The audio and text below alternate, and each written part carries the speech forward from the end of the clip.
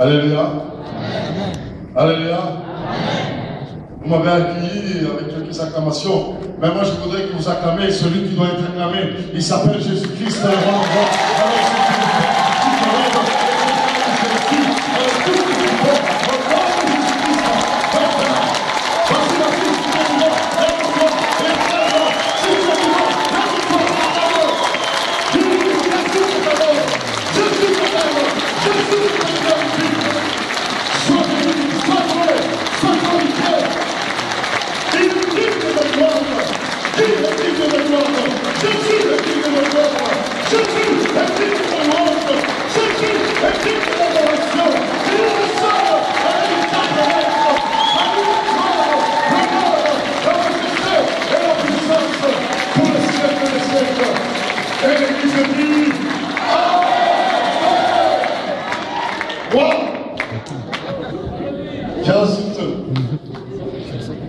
Sans sa présence.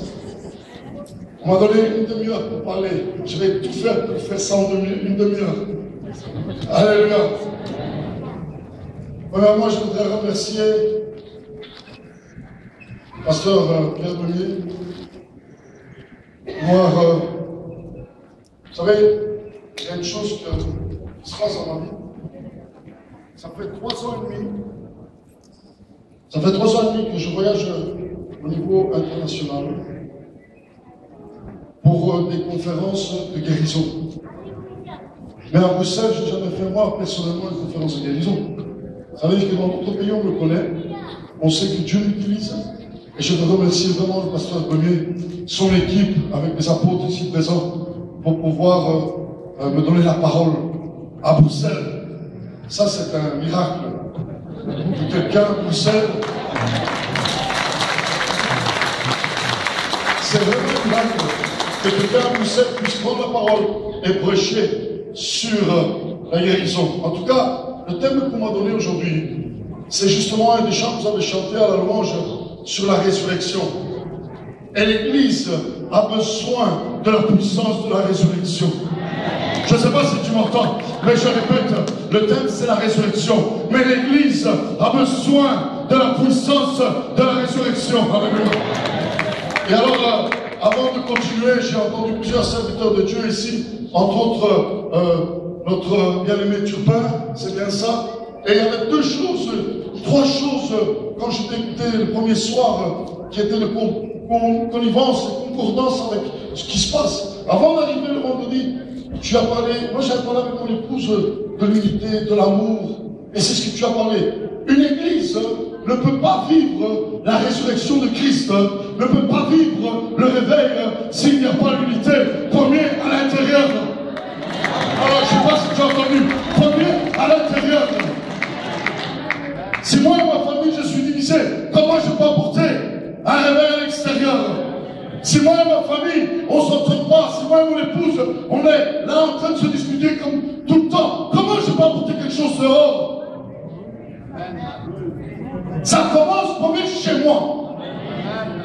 Le Saint-Esprit dernièrement m'a dit, si vous voulez voir le réveil ici à Bruxelles, ça commence premier à la maison. Ah! Comme ça commence à la maison, ça arrive après à l'église. Et quand l'église continue dans l'unité, alors vous pouvez toucher la ville, alors vous pouvez toucher le pays, alors vous pouvez toucher l'Europe, alors vous pouvez toucher le monde. Non, non, non. Merci pour les petites acclamations. Mais Jésus est roi des rois et il est ressuscité d'entre les morts. Et aussi, il y a 3 choses. J'en ai déjà dit une, hein. Il y en a une deuxième, troisième.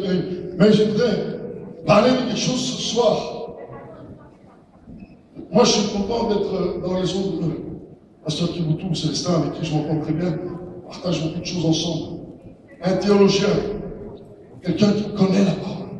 Mais ce que j'aime dans cet homme, c'est qu'il laisse la puissance de Dieu libre dans l'Église.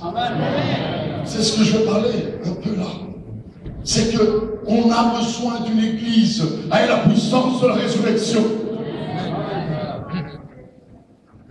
On est Colossiens chapitre 2, verset 12. Qui est content d'être là ce soir? Colossiens chapitre 2, verset 12 dit ceci.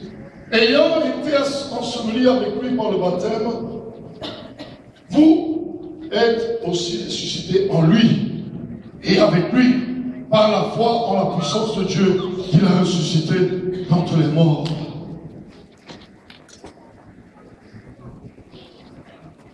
On parle de quoi? La résurrection. D'après notre calendrier, Jésus est mort un vendredi. Et aujourd'hui, nous sommes répétez. Alors c'est un bon thème, c'est le 3e jour, le jour de la résurrection. Et nous avons besoin de cette puissance de résurrection. Que dit la parole? C'est de ce qu'on entend que vient la foi. Je ne sais pas si tu comprends ce que je te dis. C'est ce qu'on entend. Tu entends des témoignages de guérison pendant cette conférence. C'est ce que tu entendras. C'est ce qui t'arrivera. C'est ce que tu croiras. C'est ce qui t'arrivera. Je ne sais pas si tu entends. C'est ce que tu entendras qui va créer en toi la foi. Alléluia. Et l'Église a besoin de ça. La deuxième chose, serviteur de Dieu, c'est que j'étais aussi, et je confirme ce que tu as dit en 2012, le président du Burundi, je n'étais pas invité là-bas, mais quand il m'avait arrivé, il m'a donné la parole. Et j'ai pu prêcher dans une de ces croisades. J'ai vu un homme de Dieu plier devant le Seigneur, lui et sa famille, lui et ses enfants, en train de prier Dieu, en train de montrer l'exemple au peuple. Un président africain. Moi, je suis né dans une église africaine quand j'étais là-bas. Je vais vous dire, avant de prendre la parole, j'avais les larmes qui coulaient comme ça. J'ai dit, waouh, un président comme ça, sa femme qui se met à genoux. Le président lui-même m'a demandé de prier pour sa femme devant tout le monde. J'ai dit, c'est quoi? Qu'est-ce qui se passe? Mes frères et sœurs, nous les bergers, je parle aux bergers ici, il y en a beaucoup, nous devons être l'exemple. Nous devons être l'exemple. Le président est l'exemple de son pays. Vous savez qu'est-ce qu'il fait? Il nettoie même les rues. Il prend l'équipe, il nettoie les rues. Impressionnant. Et la troisième chose, c'est que moi aussi, je ne sais pas à quel niveau, mais aussi, j'ai failli tuer mon père. Et il est là ce soir. Et je voudrais qu'il prenne 5 minutes la parole tantôt. Je vais essayer d'aller très très court, mais je voudrais, lui, c'est un homme de Dieu. Il a 73 ans maintenant, mais à lui seul, il est un miracle ambulant. À lui seul, il est un miracle ambulant. Dieu a fait de grandes choses dans sa vie. Et je voudrais qu'il raconte en 5-10 minutes, 5 minutes, ce que le Seigneur avait fait quand il était tombé de plus de 2 mètres de haut. En 5 minutes, pas plus, 5-10 minutes, ce qui s'est passé. Mais en venant sur la parole, je vais aller très vite. Par la foi, la puissance de Dieu qu'il a ressuscité d'entre les morts. Il a ressuscité d'où? D'entre les morts. Et nous avons besoin de la résurrection. Nous avons besoin de la puissance de la résurrection. Alléluia. Par le baptême. Quand quelqu'un vient à Christ, amène-le au baptême. Qui que ce soit ici, ce n'est pas simplement les pasteurs et les apôtres, mais qui que ce soit ici qui a connu Jésus, qui a connu sa parole, amène la personne qui lui parle de Jésus au baptême. Parce que celui qui croit et sera baptisé, sera sauvé, et celui qui ne croit pas sera condamné. Mais il y a une chose, le baptême. Le baptême fait partie de la résurrection. Nous avons besoin de cette résurrection en lui. Oui, nous avons besoin du baptême du Saint-Esprit. Mais pas seulement le baptême du Saint-Esprit. Moi, je te parle encore plus du baptême de feu. Le baptême que le Seigneur a parlé. Le baptême qui viendra sur vous. Ne partez pas d'ici jusqu'à quand cette puissance descendra sur vos vies. Et nous avons besoin de ça. Nous avons besoin d'être remplis du feu de Dieu. Moi, je ne te parle pas simplement du baptême. Il y a beaucoup d'hypocrites dans l'église qui, pour se montrer, ils parlent en langue, mais quand ils sont dehors, ils parlent une autre langue, ils insultent les gens. Moi, je te parle du vrai baptême, le baptême du feu, celui qui te fait de toi une autre personne. Et quand je te parle d'une autre personne, c'est parce que tu as ressuscité en Christ. La puissance de la résurrection est en toi. Alléluia. Je ne sais pas si tu comprends, mais la puissance de la résurrection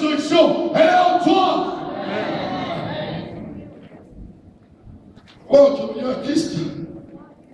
Et maintenant, tu t'endors dans les fables. Non, Bruxelles doit se réveiller. Belgique doit se réveiller. Il faut mourir à Christ. Alléluia. Nous avons besoin de prendre la croix et suivre Jésus. Il n'y a pas de... Il n'y a pas de résurrection s'il n'y a pas de mort. Je ne sais pas si tu entends, mais beaucoup de chrétiens veulent vivre avec leur petit péché d'avant. Tu as besoin de mourir. Et si tu aimes Dieu, Dieu va te mettre contre le mur. Si Dieu t'a appelé, c'est pour quelque chose de bien précis. Tu es son disciple. Il faut que tu changes avec lui. Il faut que ta vie soit un exemple pour les autres. Il faut que tu ressuscites avec lui.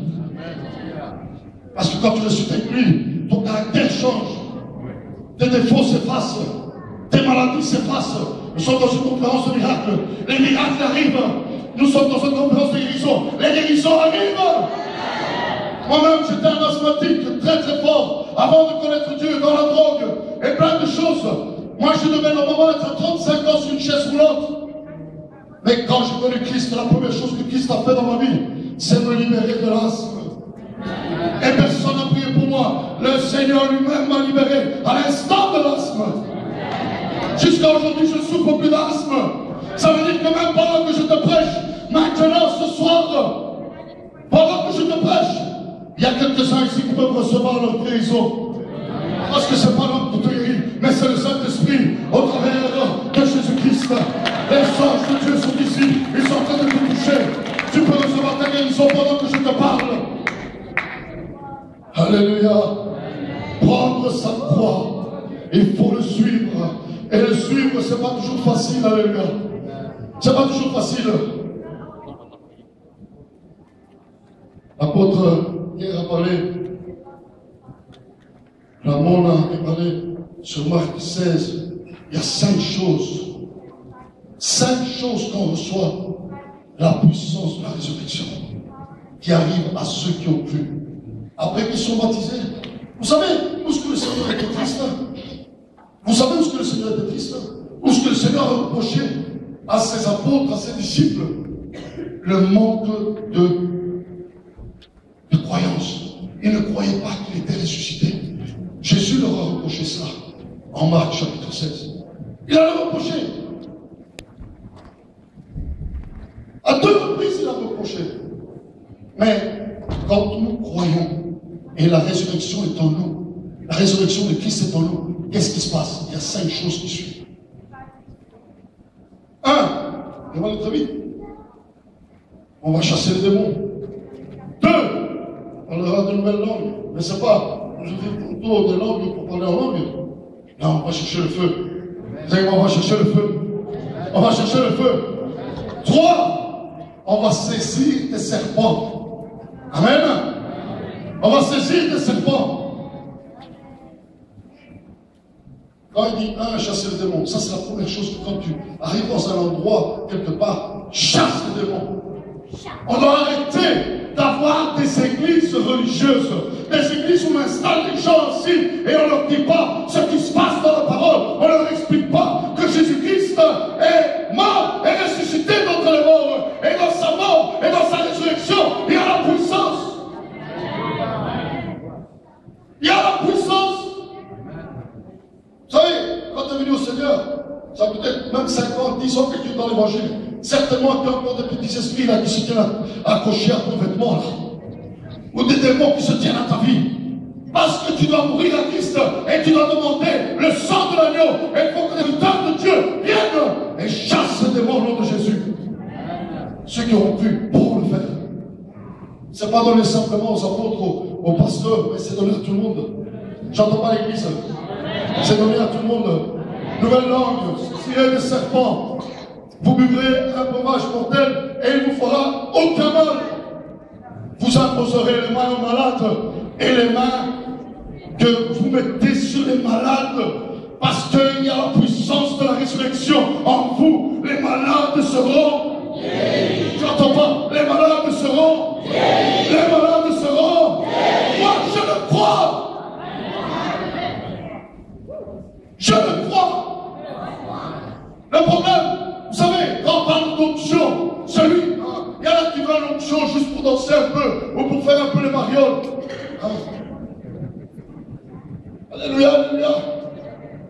Moi, je veux dire quelque chose. L'onction, c'est quelque chose de sérieux.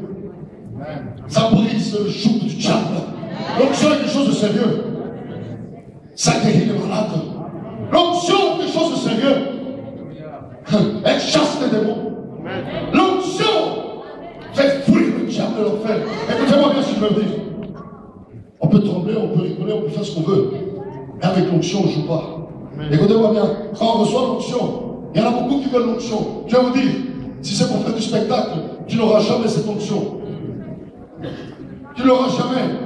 Mais je vais te dire quelque chose. Si tu mets cette onction pour que quelque chose se passe dans ta vie, qu'on voit le fruit dans ta vie, alors l'onction va être donnée. Elle va être distribuée. Et l'onction se donne quand toi tu le désires. Parce que si tu ne le désires pas, tu vas toujours rester comme ça. Comme un abruti. Oui. Il y a beaucoup d'abrutis qui viennent dans l'église. Ah ouais, mais ma soeur, pourquoi tu me parles comme ça, apôtre? Parce que moi, je tourne dans le monde et je vous dis, on prie pour les malades. Quand les malades viennent, quand on dit qu'il y a des problèmes d'estomac, 40 personnes, 40 souffrent, il y a des problèmes d'oreilles, 30, tous guéris. C'est impressionnant. Pourquoi en Bruxelles, ça ne peut pas arriver la même chose? Pourquoi en Belgique, ça ne peut pas arriver la même chose? Oui, mais notre attitude doit changer. Notre attitude doit changer. On ne va pas être chrétien pour chauffer la place de l'église, mais on doit être chrétien pour supporter le ministère, pour supporter la mission et pour croire que Jésus-Christ est Seigneur, et croire à la puissance de la résurrection. Je termine. J'ai fini. Papa, tu peux venir ici? Oui? Papa.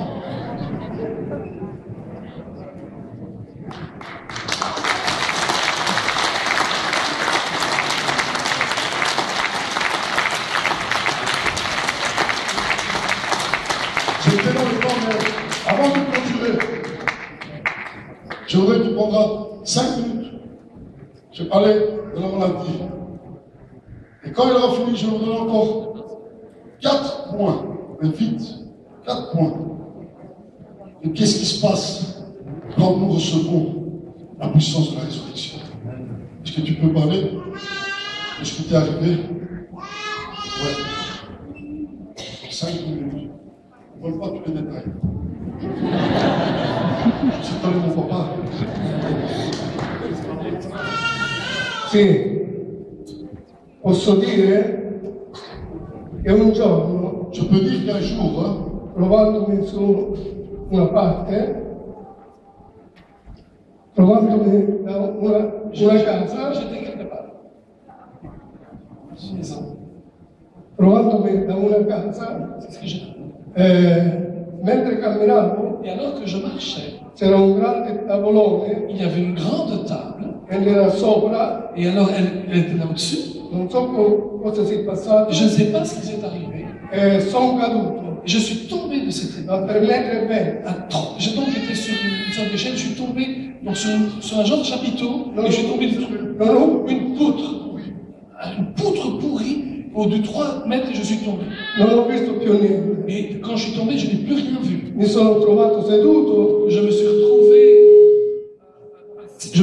assis, pieno di sangue plein de sang e di polvere. et de poussière sur moi. E dopo Et ensuite, hanno telefonato mio figlio, ils ont téléphoné à mon fils, bien che sûr. lui era un direttore della banca, Et lui, il était directeur de banque. è venuto subito. Et il a quitté son boulot, il est vite venu me Mi hanno trouver. preso l'ambulanza e mi hanno portato all'ospedale. Ils ont appelé l'ambulance, on m'a porté à l'hôpital. E il dottore mi ha domandato, Et le médecin m'a demandé, ho detto sono caduto. et je lui ai dit donc ce qui s'est passé, que je suis Mi ha tombé detto de è cette stato poutre. un colpo mortale. Et il a dit, écoute, c'était un coup mortel.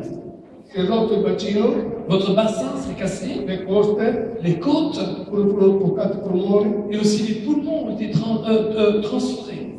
era molto grave. C'était très très grave.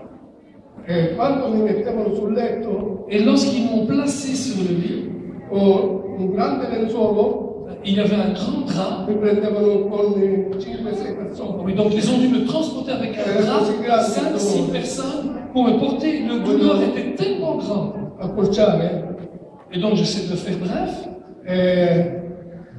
Dopo di questo Après cela, sono rimasto molti giorni all'ospedale. j'ai essayé de nombreux jours à l'hôpital. Dovevano mettere il bullone là. Ils ont dû mettre ils auraient dû mettre des boulons, des vis. Per poter sanare Vous savez, pour essayer de tout mettre ensemble. il bacino. Le bassin. Io disse non lo permetto. Et je lui ai dit, je n'accepte pas cela. Perché il Signore mi aveva parlato. Parce que le Seigneur m'avait déjà parlé. Per 2 volte mi ha fatto vedere Et à 2 reprises, il m'avait fait che voir camminavo come i piedi.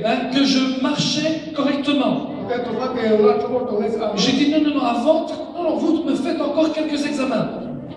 Quel dottore si è arrabbiato e è scappato. Et le médecin s'est fâché et il est parti. Mio figlio ha detto sei così fatto. Et alors mon fils a dit, allez, il faut le faire.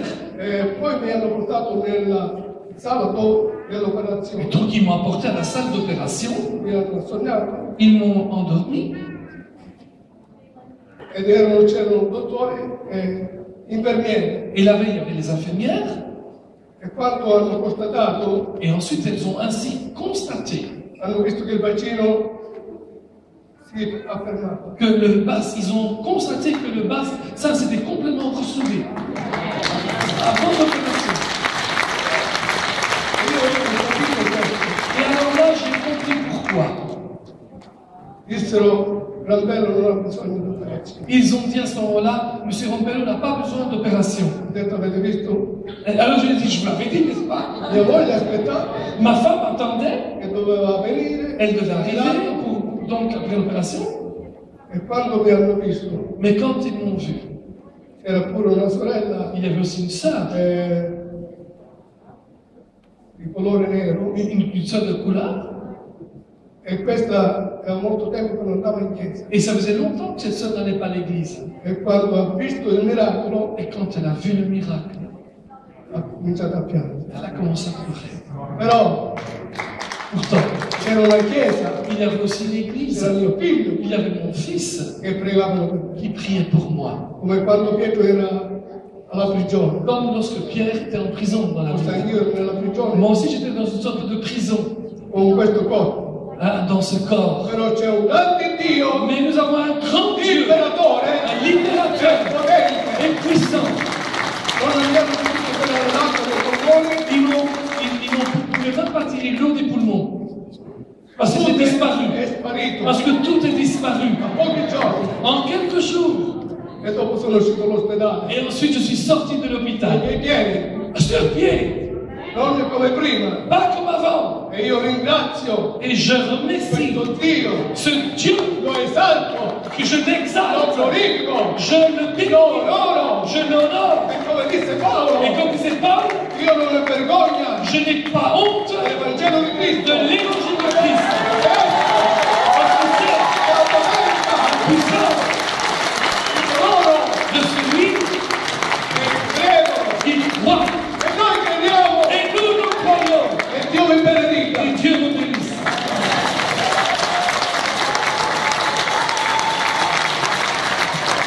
Alléluia. Je prends encore 5 minutes que j'ai fini, j'essaie de dans le temps. Il a reçu, Dieu lui a prolongé la vie plusieurs fois. Il a été très bref dans ce qui s'est passé. Il est resté 8 semaines à l'hôpital. Dites-moi un peu quelqu'un dont le bassin est brisé. Les côtes sont cassées, les poumons sont remplis d'eau. Il est rentré dans un coma. 8 semaines après, il était dehors. Chaque semaine, Dieu a fait un miracle. Et pour terminer, nous avons besoin des églises qui enseignent la puissance de la résurrection de Christ. Parce que quand on enseigne la puissance de la résurrection de Christ, il y a 4 choses qui arrivent. Au moment que Jésus est ressuscité d'entre les morts, je veux lire avec vous. Alléluia. Vous êtes prêts? Hébreux chapitre 2, 14. Lisez ça avec moi, vous allez voir. Ainsi donc, puisque les enfants participent au sang et à la chair, il y a également participé lui-même, afin que par la mort, il a anéanti celui qui a la puissance de la mort, c'est-à-dire le diable. C'est terrible cette parole. C'est terrible. Ici, la parole nous dit clairement que le diable, avant que Jésus ne ressuscite, avait la puissance de la mort. Mais à partir du moment que Jésus-Christ est ressuscité d'entre les morts, il s'est passé 4 choses. 1. Le diable a perdu sa puissance. Dites avec moi, le diable a perdu sa puissance. Il a été détrôné de là où il était. 1. Dites avec moi, détrôné. 2. Il a été mis en déroute. Dites avec moi, déroute. Et 3. Jésus-Christ l'a désarmé. Je ne sais pas si tu entends, mais je te répète, Jésus-Christ l'a désarmé. La puissance de la résurrection a mis le diable par terre. Parce que, comme on vient de lire, il avait la puissance, il détenait la puissance de la mort. Mais par la résurrection de Christ, nous sommes vivants. Et non seulement nous sommes vivants, mais nous sommes vivants pour celui qui croit, pour l'éternité. Je ne sais pas si tu entends. Et pour clôturer, Matthieu chapitre 28, 14. Non, 28, 18. Il dit, car, si on peut le lire ensemble, Matthieu, alléluia. Si on est ensemble.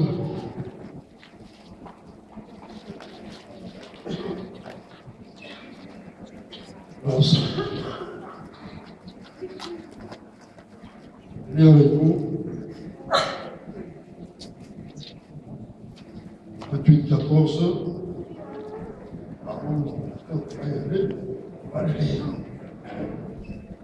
Alléluia.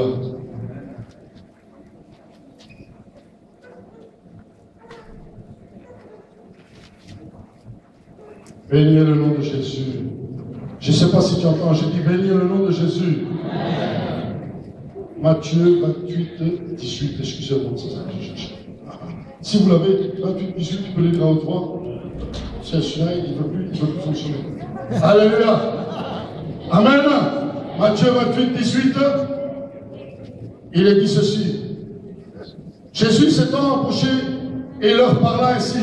Tout pouvoir m'a été donné dans le ciel et sur la terre. Je répète, après la résurrection, il s'est approché des disciples, il leur a donné les dernières recommandations et il leur a dit, tout pouvoir m'a été donné. Mes frères et mes sœurs, ce soir, aujourd'hui, toi, tu peux recevoir ta guérison. En cette soirée, la résurrection peut être dans ta vie. Dieu peut ressusciter pour toi un travail. Dieu peut ressusciter pour toi tes papiers. Dieu peut ressusciter pour toi ta maladie. Et la maladie, elle s'enfuit et elle reçoit la guérison. Dieu peut ressusciter dans ta vie quelque chose dont tu as besoin. Je te parle de la résurrection de Christ. Alléluia. Il l'a détrôné.